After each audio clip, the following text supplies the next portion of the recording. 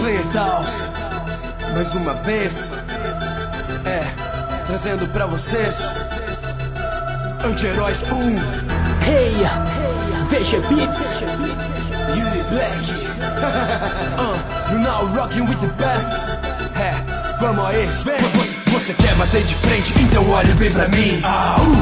O príncipe dos Saiyajins. Minha força é tão grande quanto meu orgulho, sim. E se entrar no meu caminho já era, é o seu fim. Hermes, meu treino é de verdade. Aumento em 300 o peso da gravidade. Não sou como Kakaroto, não tenho piedade, pois meu coração é puro, pura maldade. Misericórdia de você, então esquece. Não, isso não vai acontecer. Não, pode ser um deus ou um ser celeste. Eu encho de porrada, como eu fiz com Black. Prefiro matar, nasce assim, pois perdoar não combina pra mim. Quero lutar, me superar, pois tenho o sangue de um Saiyajin.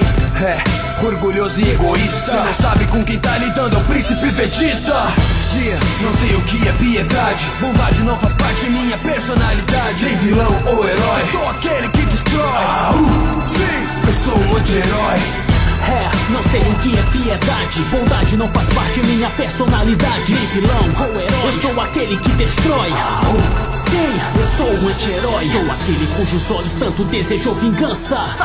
Conheci a verdadeira dor. Através do ódio criarei uma nova aliança. Na busca do poder eu me tornei um vingador. Encarnação de Hydra do meu clã, carrego a fama. Olhos amaldiçoados com a perda de alguém que ama. Com isso me tornei frio, caminho obscuro traço. De sentimento vazio rompi todo tipo de laço. Com o ódio que senti fiquei mais forte, não nego. Antes da dor que me feriu eu percebi que eu era cego. Eu tenho convicções, meta ser atingida. Como não deixar nenhum dos 5 Hokages com vida. Meu poder se encontra hoje no nível imensurável. No confronto comigo sua morte é inevitável. Todos que desejam ir contra aquilo que prego. Sinto a fúria de sangue de todo um clã que eu carrego. Ninja vingador, orgulho do clã, certeza da vila buscando poder. Olhos imponentes, é meu Sharingan, nesse nível ninguém vai poder me deter. Através do ódio mudarei o mundo, de revolução é preciso. Como um novo Hokage concretizarei todos os planos que viso. Não sei o que é piedade. Bondade não faz parte de minha personalidade. Nem vilão ou herói, eu sou aquele que destrói. Sim, eu sou um anti-herói.